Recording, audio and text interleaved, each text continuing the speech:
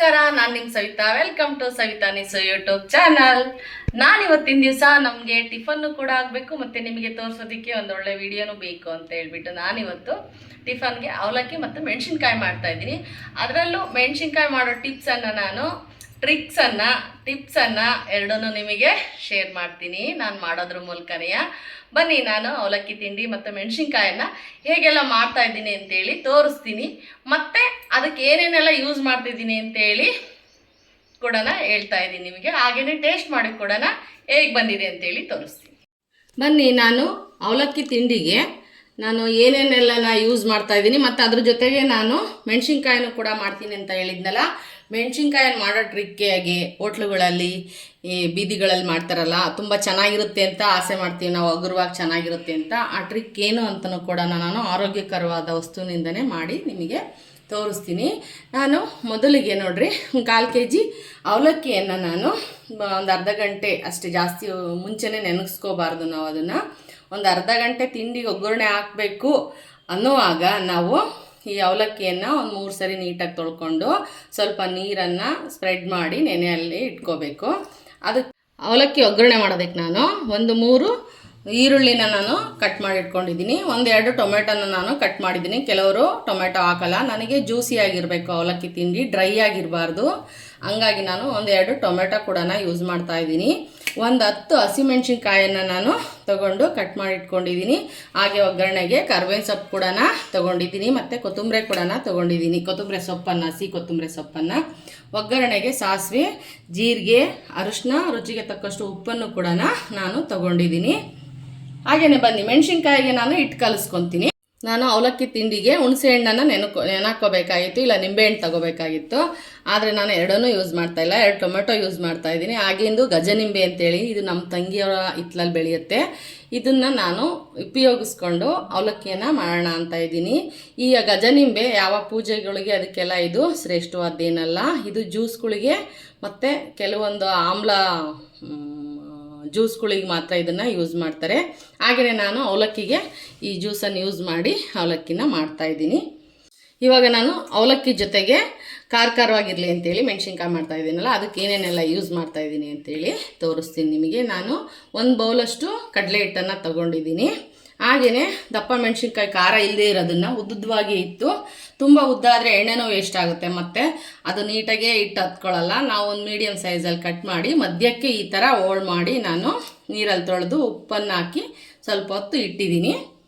ಈ ಥರ ಮೆಣಸಿನ್ಕಾಯಿ ಕಟ್ ಮಾಡಿ ಇಟ್ಕೊಂಡು ಉಪ್ಪು ಹಚ್ಚಿಟ್ಕೊಂಡಿದ್ದೀನಿ. ಅದಕ್ಕೆ 1-2 ಟೇಬಲ್ ಸ್ಪೂನು ಕಾರ್ನ್ಫ್ಲೋರು, 1-2 ಸ್ಪೂನು ಅಕ್ಕಿ ಹಿಟ್ಟನ್ನು ಕೂಡ ನಾನು ಯೂಸ್ ಮಾಡ್ತಾಯಿದ್ದೀನಿ. ಇದೇ ಟ್ರಿಕ್ಸು, ಹಗುರವಾಗಿ ಚೆನ್ನಾಗಿ ಬರಬೇಕು ಮೆಣಸಿನ್ಕಾಯಿ ಅಂತಂದರೆ ಈ ಹಿಟ್ಟುಗಳನ್ನು ಯೂಸ್ ಮಾಡಬೇಕು.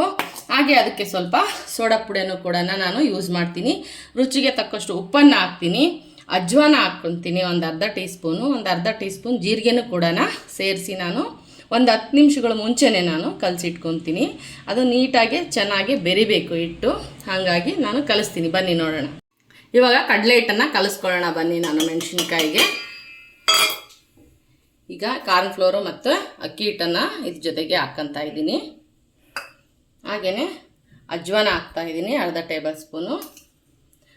ಟೇಬಲ್ ಸ್ಪೂನು ಜೀರಿಗೆನೂ ಕೂಡ ಸೇರಿಸ್ತಾ ಇದ್ದೀನಿ. ಹಾಗೆಯೇ 1 ಚಿಟಿಕೆ ಸ್ಪೂನಲ್ಲಿ 1 ಚಿಟಿಕೆಯಷ್ಟು ನಾನು ಸೋಡಾ ಪುಡಿನೂ ಕೂಡ ಸೇರಿಸ್ತಾ ಇದ್ದೀನಿ. ಹಾಗೆ ರುಚಿಗೆ ತಕ್ಕಷ್ಟು ಉಪ್ಪನ್ನು ಕೂಡ ನಾನು ಸೇರಿಸ್ತಾ ಇದ್ದೀನಿ. ಇದಕ್ಕೆ ನಾನು ನೀರನ್ನು ಹಾಕಿ ಹದವಾಗಿ ಮೆಣಸಿನ್ಕಾಯಿ ಹಾಕೋದಕ್ಕೆ ಹಿಟ್ಟನ್ನು ಕಲಿಸ್ಕೊತೀನಿ.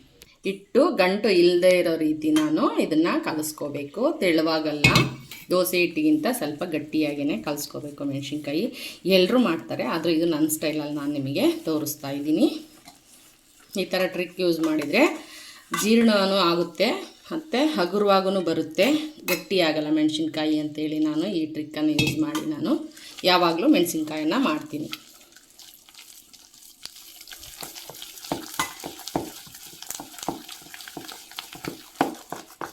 ಈ ಥರ ಕಲಿಸಿದ್ರೆ ಬೇಗ ಗಂಟು ಹೊಡೆಯುತ್ತೆ ಅಂತೇಳಿ ನಾನು ಈ ಥರ ರೌಂಡ್ ಮಾಡಿ ಹಿಟ್ಟನ್ನು ಕಲಿಸೋದು. ಹಾಗೆ ಇದು ಕಲಿಸಿದ ಮೇಲೆ ಸ್ವಲ್ಪ ಕಾದಿರೋಂಥ ಎಣ್ಣೆನ ನಾನು ಹಾಕ್ತೀನಿ. ಆಲ್ರೆಡಿ ನಾನು ಎಣ್ಣೆನ ಕಾಯಕ್ಕಿಟ್ಟಿದ್ದೀನಿ ನೋಡಿ.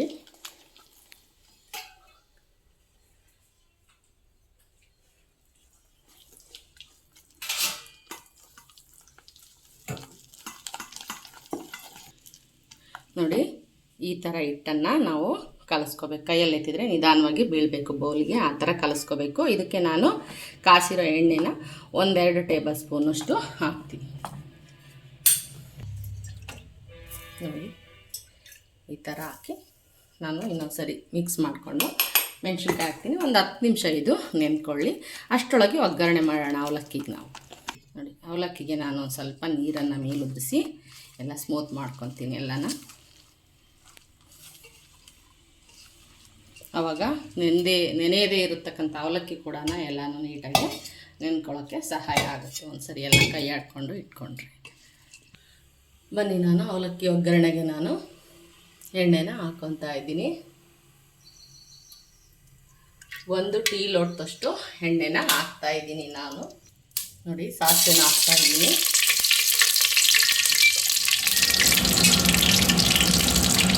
ಹಾಗೆಯೇ ಜೀರಿಗೆನೂ ಕೂಡ ಯೂಸ್ ಮಾಡ್ತಾಯಿದ್ದೀನಿ.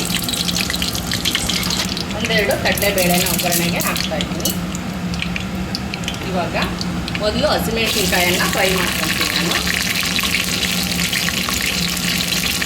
ಸ್ವಲ್ಪ ಇದು ಫ್ರೈ ಆದಮೇಲೆ ನಾನು ಕರ್ಬೇವಿನ ಸೊಪ್ಪು ಇದರೊಳಗೆಲ್ಲ ಸೇರಿಸ್ತೀನಿ.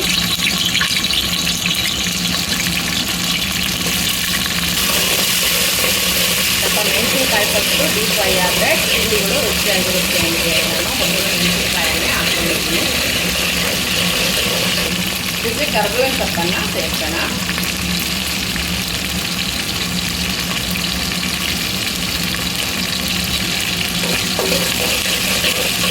ಜೊತೆಗೆ ಈರುಳ್ಳಿನ ಕೂಡ ಹಾಕ್ತಾ ಇದ್ದೀನಿ.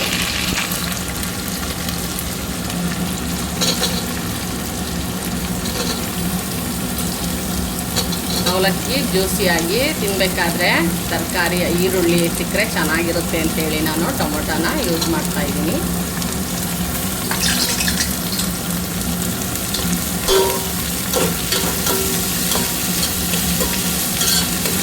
ಒಗ್ಗರಣೆ ಜಾಸ್ತಿ ಇದ್ದರೆ ಅವಲಕ್ಕಿಗೆ ಚೆನ್ನಾಗಿರುತ್ತೆ. ನಾನಿಲ್ಲಿ ಸ್ವಲ್ಪ ಹೆಚ್ಚಿಗೆ ಒಗ್ಗರಣೆ ಮಾಡ್ತಾಯಿದ್ದೀನಿ. ಸ್ವಲ್ಪ ರೈಸ್ ಕೂಡ ಇದೆ, ಅದಕ್ಕೆ ಮಿಕ್ಸ್ ಮಾಡಬೇಕು. ಹಾಗಾಗಿ ನಾನು ಸ್ವಲ್ಪ ಗೊಜ್ಜನ್ನು ಜಾಸ್ತಿನೇ ಮಾಡ್ಕೊತಾ ಇದ್ದೀನಿ. ಇವಾಗ ಇದಕ್ಕೆ ಟೊಮೆಟೊ ಸೇರಿಸೋಣ. ಟೊಮೆಟೊ ಚೆನ್ನಾಗಿ ಸ್ಮ್ಯಾಶ್ ಆಗಬೇಕು ಅಂದರೆ ನಾವು ಏನು ಮಾಡಬೇಕು, ಉಪ್ಪನ್ನು ಸೇರಿಸಬೇಕು. ಉಪ್ಪನ್ನು ಸೇರಿಸೋಣ. ಹಾಗೆ ಅರಶಿನ ಕೂಡ ಹಾಕೋಣ.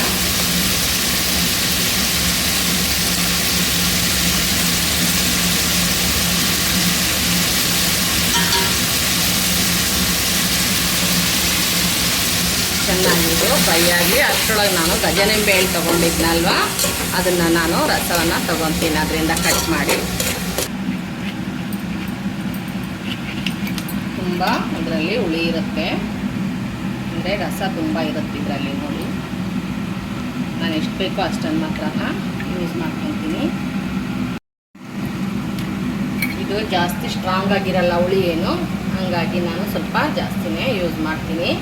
ಫಸ್ಟು ನಾನು ಅವಲಕ್ಕಿಗೆ ಸ್ವಲ್ಪ ಹಾಕ್ಕೊತೀನಿ, ಹಾಗೆಯೇ ಗೊಜ್ಜು ಮಾಡಿದ್ಮೇಲೆ ಅದಕ್ಕೆ ಸ್ವಲ್ಪ ಸೇರಿಸ್ಕೊತೀನಿ.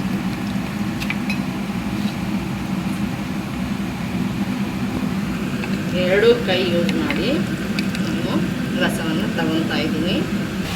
ನೋಡಿ ಇವಾಗ ಗೊಜ್ಜು ಆಲ್ರೆಡಿ ಫ್ರೈ ಆಗಿದೆ. ಇದಕ್ಕೊಂದು ಸ್ವಲ್ಪ ನಾನು ಈ ಜ್ಯೂಸನ್ನು ಹಾಕ್ಕೊತಾ ಇದ್ದೀನಿ, ನಿಂಬೆಹಣ್ಣು ಜ್ಯೂಸ್, ಗಜನಿಂಬೆಹಣ್ಣು ಜ್ಯೂಸನ್ನು. ಇವಾಗ ಇದಕ್ಕೆ ಅವಲಕ್ಕಿನ ಸೇರಿಸ್ತೀನಿ. ಸ್ವಲ್ಪ ಗೊಜ್ಜನ್ನು ಹೊರಗೆ ತಗೊಂಡು ಇದಕ್ಕೆ ನಾನು ಅವಲಕ್ಕಿನ ಸೇರಿಸ್ತೀನಿ.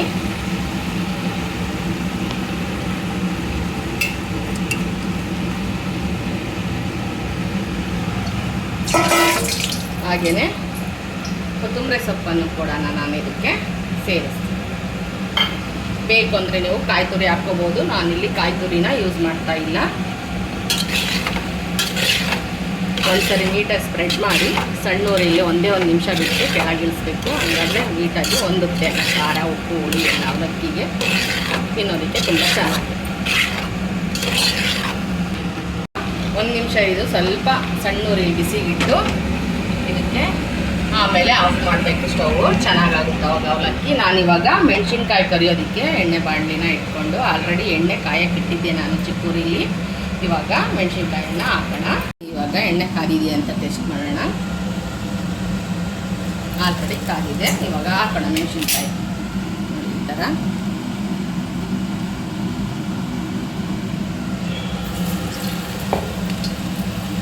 ನಾನು ದೊಡ್ಡದಾದ ಮೆಣಸಿನ್ಕಾಯಿ ಹಾಕಿದರೆ ಬಾಣಲಿಗೆ ಸ್ವಲ್ಪ ಎಣ್ಣೆನೂ ಕೂಡ ಹಾಕಬೇಕು, ಆಮೇಲೆ ತುಂಬ ದೊಡ್ಡದಾಗುತ್ತೆ.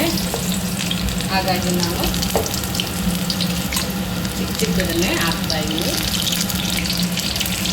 ನೋಡಿ ಎಷ್ಟು ಚೆನ್ನಾಗಿ ಅಳ್ಕೊತಾ ಇದೆ ಅಂತೇಳಿ. ಆಮೇಲೆ ತಿನ್ನೋದಕ್ಕೂ ಕೂಡ ಸಾಫ್ಟಾಗೂ ಇರುತ್ತೆ. ಇವಾಗ ನಾನು ಅವಲಕ್ಕಿದನ್ನು ಆಫ್ ಮಾಡ್ತೀನಿ. ನೋಡಿ ಸ್ಟೌವು ಒಂದೆರಡು ನಿಮಿಷ ಬಿಟ್ಟು ಅದನ್ನು ಸ್ಪ್ರೆಡ್ ಮಾಡ್ತೀನಿ. ಎಲ್ಲನ ಚೆನ್ನಾಗಾಗಿರುತ್ತೆ ಅವಲಕ್ಕಿ. ನೋಡಿ ಮೆಣಸಿನ್ಕಾಯಿ ಎಷ್ಟು ಚೆನ್ನಾಗಿ ತೇಲ್ತಾ ಇದೆ ಅಂತೇಳಿ. ಹೆಂಗೆ ಹಾಕಬೇಕು ಅಂತಲೂ ಹೇಳ್ತೀನಿ ತಾಡ್ರಿ ನಿಮಗೆ. ಕೆಲವರು ಎಲ್ಲ ಹಿಟ್ಟನ್ನು ಫುಲ್ ರೌಂಡಾಗಿ ಮುಳುಗಿಸ್ಬಿಡ್ತಾರೆ, ತಿನ್ನೋದಕ್ಕೆ ಅದು ಚೆನ್ನಾಗಿರಲ್ಲ, ಒಳಗೆ ಮೆಣಸಿನ್ಕಾಯಿ ಬೇಯಲ್ಲ. ಇವಾಗ ಈ ಮೆಣಸಿನ್ಕಾಯಿನ ತೆಗಿತಾ ಇದ್ದೀನಿ.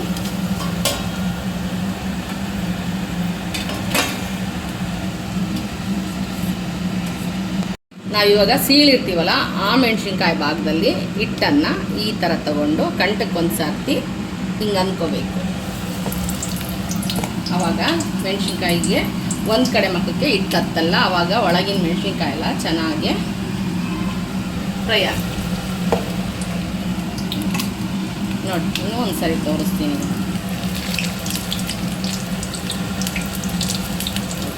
ಹಿಟ್ಟು ಒಂದು 10 ನಿಮಿಷ ನೆನೆಯೋದಕ್ಕೆ ಬಿಡಬೇಕು. ಹಂಗಾದರೆ ಚೆನ್ನಾಗಿ ನೆನೆಸ್ಕೊಂಡು ಮೆಣಸಿನ್ಕಾಯಿಗಳು ಹಗುರವಾಗಿ ಚೆನ್ನಾಗಿ ಬರುತ್ತೆ.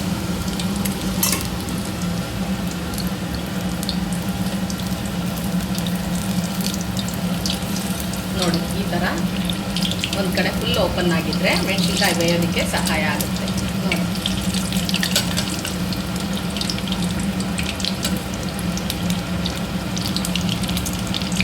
ನನಗೂ ಕೂಡ ಮೊದಲೆಲ್ಲ ಮೆಣಸಿನ್ಕಾಯಿನ ಹಾಕೋಕ್ಕೆ ಬರ್ತಾನೆ ಇರಲಿಲ್ಲ. ನಮ್ಮ ಮನೇಲಿ ಮಂಡಕ್ಕಿ ತಿಂಡಿ ಮೆಣಸಿನ್ಕಾಯಿ ಅಂದರೆ ನಮ್ಮ ಫ್ಯಾಮಿಲಿಯಲ್ಲಿ ಫೇವ್ರೇಟು. ಹಂಗಾಗಿ ಎಲ್ಲರೂ ನಮ್ಮ ಆಂಟಿಯರು ತುಂಬ ಚೆನ್ನಾಗಿ ಮೆಣಸಿನ್ಕಾಯಿ ಮಾಡ್ತಾರೆ. ಅವರಿಂದ ನಾನು ಹೇಗೆ ಮೆಣಸಿನ್ಕಾಯಿ ಹಾಕಬೇಕು ಅಂತೇಳಿ ತಿಳ್ಕೊಂಡಿದ್ದು. ನೋಡಿ ಎಷ್ಟು ಚೆನ್ನಾಗಿ ಬರ್ತಿದೆ ಅಂತೇಳಿ ಮೆಣಸಿನ್ಕಾಯಿ. ನಿಮಗೆ ಡೌಟ್ ಇದ್ದರೆ ಮೊದಲೇ ಒಂದು ಮೆಣಸಿನ್ಕಾಯಿನ ಹಾಕಿ ಯಾರು ನಿಮ್ಮ ಮನೇಲಿ ಟೇಸ್ಟನ್ನು ಚೆನ್ನಾಗಿ ಕಂಡುಹಿಡಿತಾರೋ ಅವ್ರಿಗೊಂದು ಕೊಟ್ಟು ನೋಡಿರಿ. ಉಪ್ಪು ಏನಾದರೂ ಕಮ್ಮಿ ಆದರೆ ಮತ್ತೆ ಹಾಕ್ಕೊಂಡು ಮೆಣಸಿನ್ಕಾಯಿ ಮಾಡ್ಕೋಬೋದು. ನೋಡಿ ಇವಾಗ ಅವಲಕ್ಕಿ ಎಲ್ಲನ ಈ ಥರ ಎಲ್ಲ ಹೊಂದ್ಕೊಳ್ಳುತ್ತೆ ಚೆನ್ನಾಗಿ. ಇವಾಗ ನಾನು ಬೌಲಿಗೆ ಹಾಕಿ ಸರ್ವ್ ಮಾಡ್ತೀನಿ. ಮೆಣಸಿನ್ಕಾಯಿ ಕೂಡ ಆಗಿದೆ. ನೋಡಿ ಎಷ್ಟು ಚೆನ್ನಾಗಿ ಬಂದಿದೆ ಅಂತೇಳಿ. ಅದಕ್ಕೆ ನೆಂಚ್ಕೊಳ್ಳೋಕ್ಕೆ ಒಂದು ಸ್ವಲ್ಪ ಚಟ್ನಿ ಮತ್ತು ಮೆಣಸಿನ್ಕಾಯಿ ನೋಡಿ ಎಷ್ಟು ಚೆನ್ನಾಗಿದೆ. ಸೊ ಇವಾಗ ತಿಂಡಿ ಎಲ್ಲ ರೆಡಿ ಇದೆ. ಬನ್ನಿ ಹೇಗೆ ಬಂದಿದೆ ಅಂತೇಳಿ ನಾನು ಟೇಸ್ಟ್ ಮಾಡಿ ಹೇಳ್ತೀನಿ.